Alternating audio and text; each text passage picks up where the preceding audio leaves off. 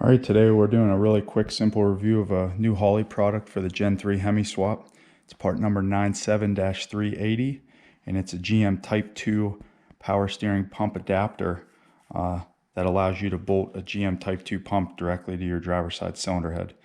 In a previous video, I had made my own out of a bracket using some guides from individuals online, which I greatly appreciated.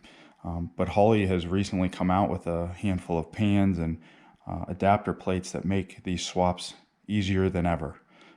So I would be remiss if I didn't entertain the idea of using something that was off the shelf for that solution. So again, we're going to be using our Jones Racing Products GM Type 2 pump, which I absolutely love because of this aluminum reservoir and all the fittings, and the quality just seems to be, really on the top end of things.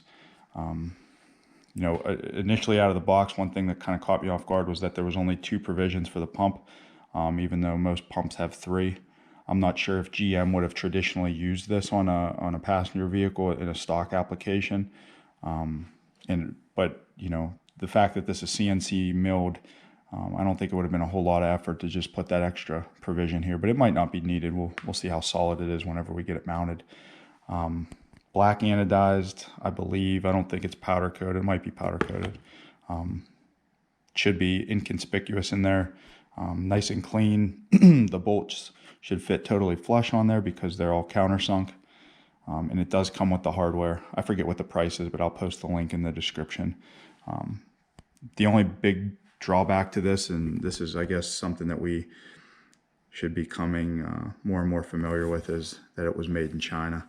I think with something that is so simple of a part, there's got to be domestic solutions for Holley to look into instead of always going overseas to, keep things as cheaply priced as possible. Us Mopar people, it's feast or famine. So if this was the only solution and they made it domestically and it cost, $20 more, I don't think anybody would have really complained about it.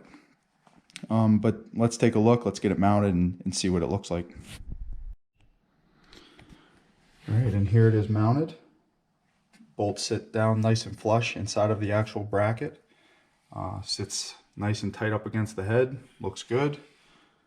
All right, let's get this pump mounted. All right, and here's what it looks like fully installed.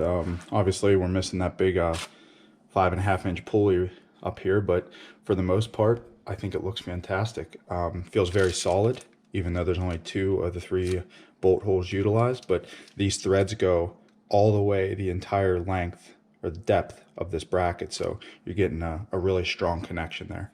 I'm really happy with this product. I think for the price, you really can't beat it. But again, I would love to see something like this coming out of a company like Holley, manufactured here domestically. I think there's a lot of options here for that. I don't think it would have probably impacted the price enough to deter us Mopar people, mainly because this is the only option right now, aside from making your own. Now that this is permanently mounted, I can put a little bit of effort into figuring out where I want the cooler to go, the size of the cooler. Even though I'm not going to be auto-crossing this vehicle, I do understand that the power steering fluid gets pretty hot. I'm still waiting on the billet specialties hard line from this pressure port, which wraps tightly around the reservoir and comes out of the other side to come in. Lead times are a little bit longer nowadays, but that should be a fairly simple installation. It'll allow me to finally finish the lines on this steering and move on to something else. I noticed this morning that I finally hit 100 subscribers, which is a real shock to me.